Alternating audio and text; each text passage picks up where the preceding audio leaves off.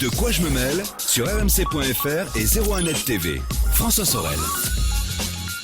Bonjour à tous, nous sommes le vendredi 27 novembre 2015 et c'est De quoi je mêle, c'est parti pour votre rendez-vous dédié aux nouvelles technologies. Toute l'actualité high-tech, vous le savez, c'est chaque vendredi sur rmc.fr en version audio et version vidéo qui vous attend aussi sur 01net TV. Merci d'être là. Au menu de ce De quoi je mêle tout à l'heure, le retour de Pascal Petitpas, notre consultant en nouvelles technologies, qui est venu avec sa hotte de Père Noël. Quelles sont les meilleures TV pour ces fêtes de fin d'année à s'offrir? Le meilleur aussi de la vidéoprojection du home cinéma. On fera le point tout à l'heure avec Pascal Petitpas. Pépé Garcia sera là aussi. On va parler de TV Ultra HD et il semblerait que dans les mois qui viennent et surtout pour l'année 2016, on ait ce fameux soubresaut de la TV Ultra HD avec des films qui vont arriver. On en parlera longuement tout à l'heure avec Pépé Garcia. Mon Twitter F Sorel, la page Facebook de quoi je me mêle qui vous attend, vous cliquez sur j'aime. C'est parti pour De quoi je me mêle. De quoi je me mêle sur rmc.fr et 01net TV. Et De quoi je me mêle, c'est évidemment avant tout le club de la presse IT avec Christophe Joly et Jean-Marie Portal. Bonjour à tous les deux. Bonjour. Et oui, c'est pas facile ça quand on est en vidéo avec Florian qui passe d'une caméra à l'autre. Mais en revanche, en audio, là, ça pose pas de problème. Christophe Joly, vous le savez, rédacteur en chef de Métro News, et Jean-Marie Portal, qu'on peut lire, évidemment, toutes les 2 semaines dans 01net Magazine. Exactement. Et avec Jean-Marie, on va parler dans un instant de la sauvegarde. Comment sauvegarder toutes ces données numériques? On en a de plus en plus. Notre vie personnelle aujourd'hui et sur le numérique, est-ce qu'elle est bien sauvegardée? On verra ça tout à l'heure, donc avec Jean-Marie Portal. Mais pour commencer, donc l'actu vue sur Métro News cette semaine, Christophe, et on va commencer par le phénomène incroyable des emojis. Maintenant, on communique plus avec des lettres, on communique avec des petits signes. Ouais, on communique avec des petits signes qui permettent de se faire comprendre un peu partout sur la planète, parce qu'il y a une dimension universelle. Génial, pour rappel, les emojis, c'est né en 98. C'était inventé par Docomo au Japon pour lancer l'e-mode. Vous vous rappelez de l'e-mode qui avait été lancé par Bouygues Telecom en son temps? Avec plus ou moins de succès d'ailleurs. Avec plus ou moins de succès, effectivement. Il y avait quelques terminaux dédiés. Moi, j'avais bien aimé à l'époque, puis j'ai vite décroché pour passer à autre chose. Pour info, selon le Oxford Dictionary, c'est le mot de l'année 2015, emoji. Un emoji en particulier qui est le visage avec la petite larme. Ah oui. Voilà, donc c'est significatif quand même de l'ère du temps. Il s'en échangerait 6 milliards par jour dans le monde d'emojis. Donc c'est quand même vraiment un phénomène. Effectivement, ça permet de se faire comprendre à peu près aux 4 coins de la planète. C'est même devenu un business puisque est commercialisé aux États-Unis, et vous pouvez l'acheter si vous voulez, François, un clavier dédié aux emojis. Donc si vous voulez m'envoyer un message qu'avec des emojis, vous achetez ce clavier, il coûte une centaine de dollars. C'est assez drôle. Il y a même une start-up qui a fait un appel de fonds sur Kickstarter pour lancer un robot qui imprime des emojis sur les ongles. Comme ça, du bout des doigts, vous pourrez vous exprimer. Alors, en revanche, on ne pourra pas le changer. Si vous êtes heureux, vous serez heureux pendant quelques temps sur le bout des doigts. Et une boîte britannique développe même des mots de passe bancaires avec des emojis en lieu et place des chiffres, considérant que c'est 480 fois plus sûr. Plus sûr. Ouais, plus sûr. Donc, mais c'est vrai qu'en plus, il y a de plus en plus d'emojis aujourd'hui. Ah oui, il y a des nuances. Apple, auquel on reprochait de ne pas être suffisamment dans la diversité, a rajouté des emojis. Désormais, il y a des Pères Noël noirs, il y a des gays, il y a des gays avec enfants, il y a même un doigt d'honneur. Voilà, donc c'est dire que... dites-moi, Tim Cook se laisse aller un peu quand même. Et certains en font même une opération de com', puisque la Finlande, par exemple, pour faire la promotion de son tourisme, la Finlande en destination touristique, a inventé des emojis, ils en dévoilent un par jour, dont le dernier en date, c'est le Nokia 3310, qui est emblématique de ce pays, à l'époque où Nokia était ce qu'il était, donc c'est... important, on va dire. Ouais. En tout cas, bien plus qu'il n'est là aujourd'hui. Il y a aussi deux hommes, une femme et un homme nus dans un sauna, qui est aussi emblématique de la Finlande. Et Durex fait un appel pour qu'un préservatif soit inclus dans les emojis pour sensibiliser les jeunes à utiliser des préservatifs dans le cadre de leurs relations sexuelles. Voilà. Dites-moi. Comme quoi, on met l'emoji à toutes les sauces. C'est vrai que quand on envoie un préservatif par emoji, au moins le là est donné. Mais il n'existe pas encore. Hein? Aujourd'hui, il n'existe pas encore. Non, aujourd'hui, par défaut, beaucoup de gens utilisent l'aubergine. Ah, c'est vrai? Oui. Bah écoutez, je ne le savais pas. Je vois que vous avez vraiment fait un travail d'investigation pour ce sujet, Christophe. Là, vous êtes à fond. Quel que soit le sujet, on va au bout du sujet. Voilà, mais c'est vrai que ce qui est incroyable, c'est que l'emoji va au-delà des langues. C'est ce que vous disiez au début, c'est complètement universel. Moi, je m'en sers assez peu, à vrai dire. Moi, de temps en temps, j'aime bien. Jean-Marie? Petit emoji de temps en temps? De temps en temps, oui, le petit smiley. Non, mais on voit surtout Moi, je suis un que... peu resté à l'ancienne. C'est les 2 points, le tiret et la parenthèse. Non, mais ce qu'il y a d'incroyable, c'est que plus on a des correspondants jeunes, plus ils utilisent des C'est emojis, en fait. C'est ça qui est incroyable. Voilà pour ce sujet. On enchaîne avec des images incroyables de robots Google qui, évidemment, travaillent sur la robotique. Et notamment dans le domaine militaire. Ouais, dans le domaine militaire. Alors, on en a beaucoup parlé cette semaine après la mort de Diesel, qui était le chien des forces d'intervention lors de l'assaut à Saint-Denis, qui est décédé sous le coup des balles des terroristes. Oui, Donc, qui il est s'est remonté. sacrifié en quelque sorte, hein, puisqu'il était là pour C'est pour ça, comme un soldat. voir s'il y avait quelqu'un en fait C'est ça, c'était un dans une éclaireur. pièce. Et donc Google travaille à un chien qui s'appelle Spot, qui est assez bluffant, qui est relativement autonome. En tout cas, il peut être commandé jusqu'à 500 mètres. L'idée, c'est qu'il soit effectivement éclaireur, qu'il puisse faire des repérages. Lui, pour le coup, on pourra lui tirer dessus. Je pense qu'il faudra quand même y aller assez fort. Il sera certainement beaucoup plus résistant qu'un chien lambda. Regardez les vidéos, c'est vraiment très si impressionnant. vous êtes avec nous en vidéo, et puis si vous n'êtes pas, je vous invite à aller sur 01nettv.com pour retrouver ces images qui sont incroyables. Il peut faire beaucoup de choses, hein. Il pèse à peu près 70 kilos, il peut escalader des pentes raides, avancer sur des terrains accidentés. Il se pilote donc à 500 mètres de distance, donc c'est quand même pas mal. Il peut porter des charges. Voilà, c'est bluffant, c'est très c'est même intéressant. troublant.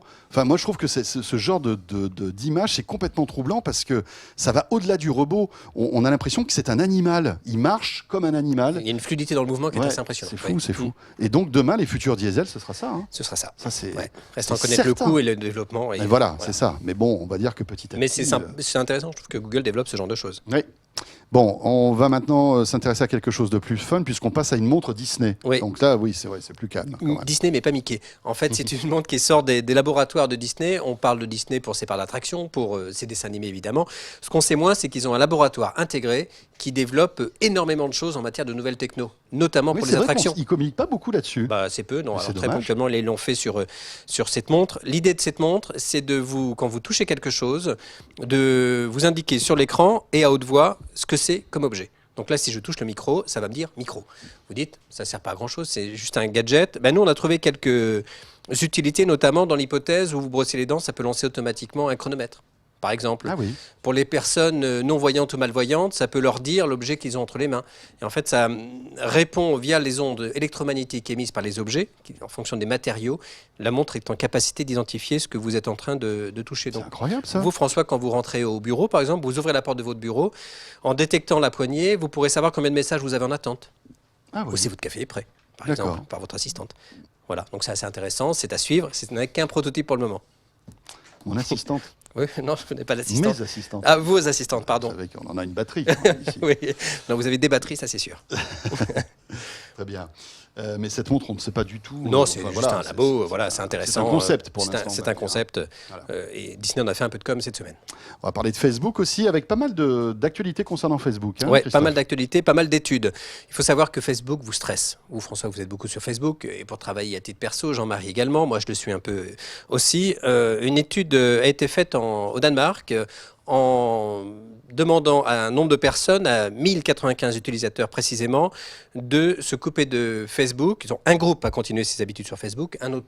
L'autre moitié du groupe s'est complètement déconnecté pendant une semaine et ils ont voulu voir l'impact sur ceux qui se sont déconnectés, l'impact que ça pouvait avoir sur leur santé mentale. On parle bien de santé mentale. Et globalement, ceux qui ont été coupés de Facebook pendant une semaine ont été moins stressés, plus heureux, plus aptes à se concentrer, aussi plus disposés à échanger avec les autres et se sentaient au final beaucoup moins seuls. Et en fait, ce qui se passe, c'est que quand vous allez sur Facebook, vous voyez tout ce que font les autres, tout ce que vous ne faites pas.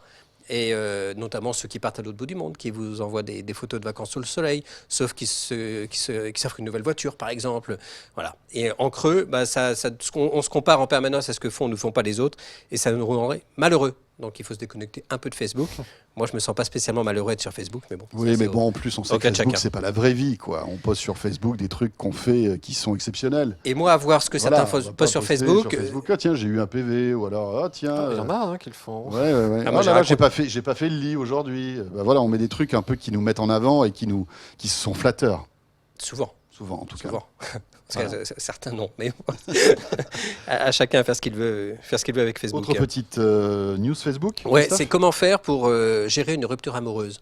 Vous savez que Voilà, c'est pas évident.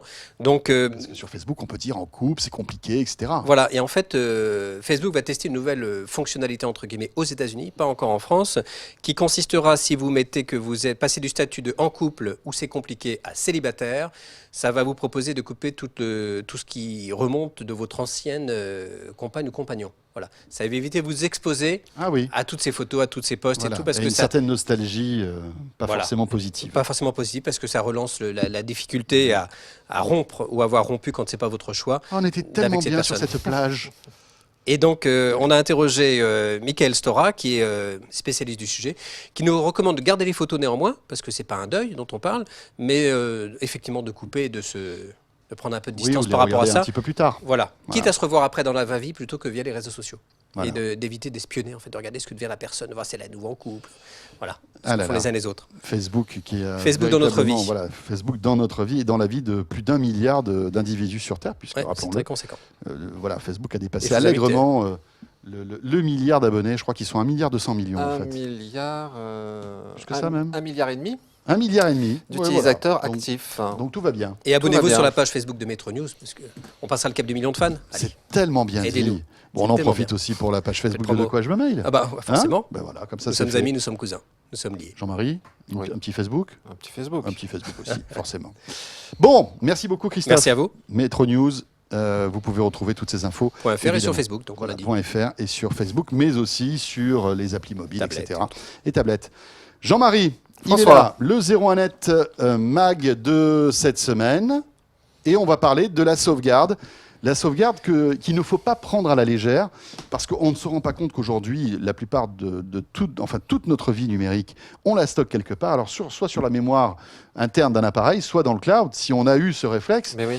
Mais il faut faire attention, parce que tout ça, ça peut vite disparaître. Alors la sauvegarde, malheureusement, ça fait rêver personne.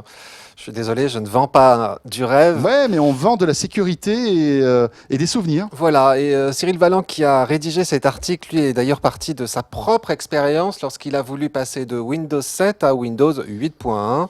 Alors que Windows 10 était sorti, mais bon, voilà, hein, parfois on fait des choses comme ça. Et, C'est un peu bizarre, votre camarade, non? Mais oui, mais il a fait ça, voilà, Ouais, ouais. c'est un Ça, geek. c'est- Hein, oui, c'est un peu le- J'y vais le Oui, week-end, on y samedi va. matin. Il change, L'aventurier de la high-tech. il change en une demi-heure, c'était fait. C'est la mise à jour. Maintenant, Microsoft, ça se passe très très bien.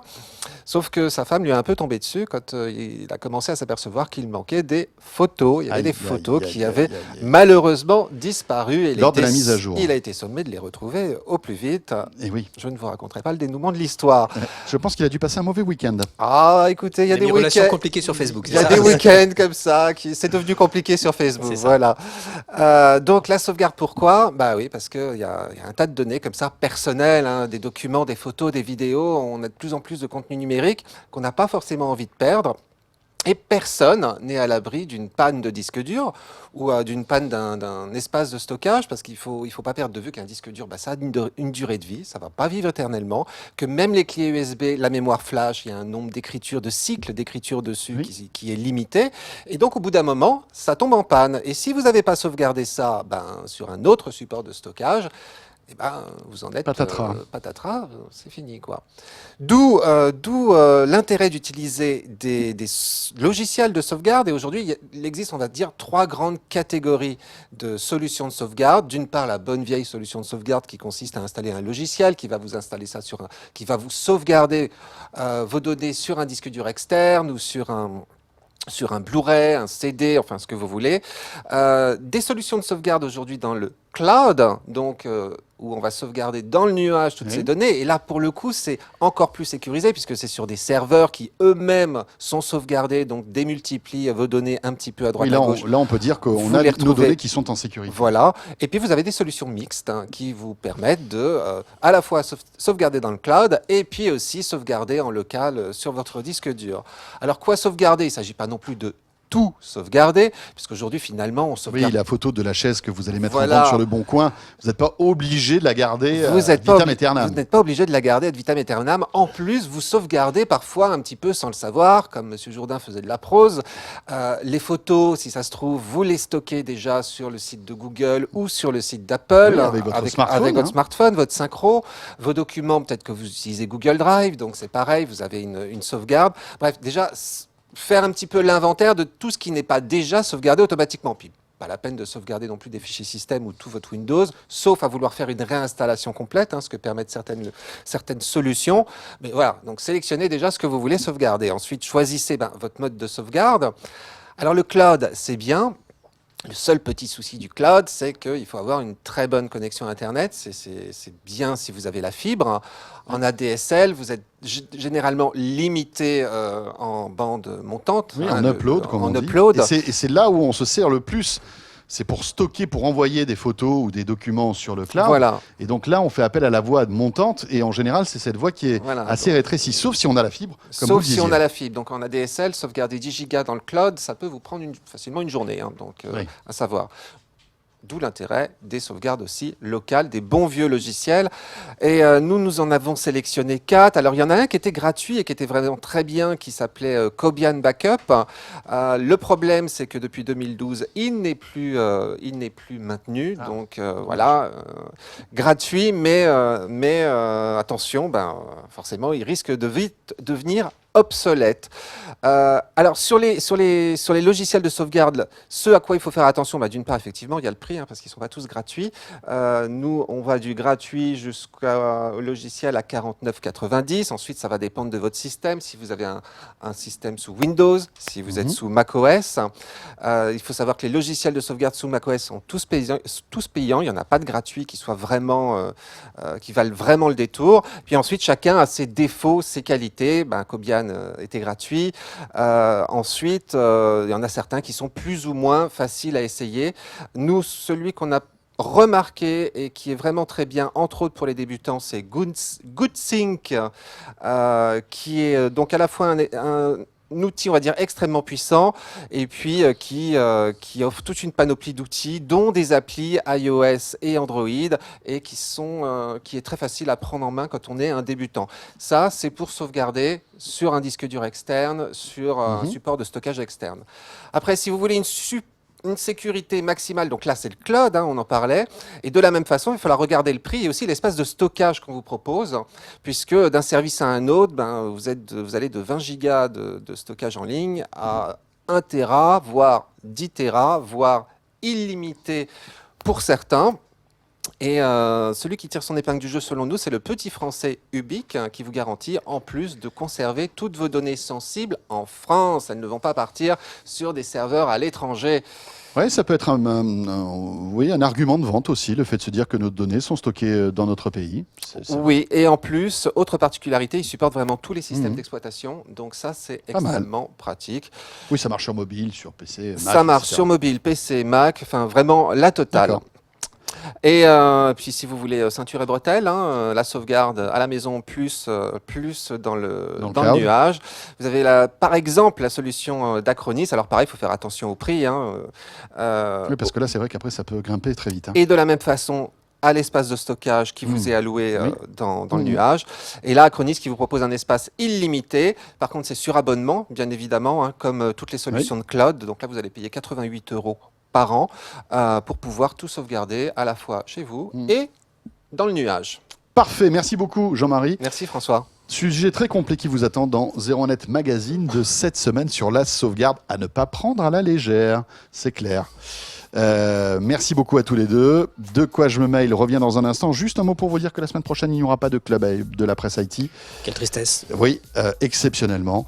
Mais on sera de retour dans 2 semaines. Mais De quoi je me mêle sera là, mais une version un petit peu plus raccourcie, mais avec un événement.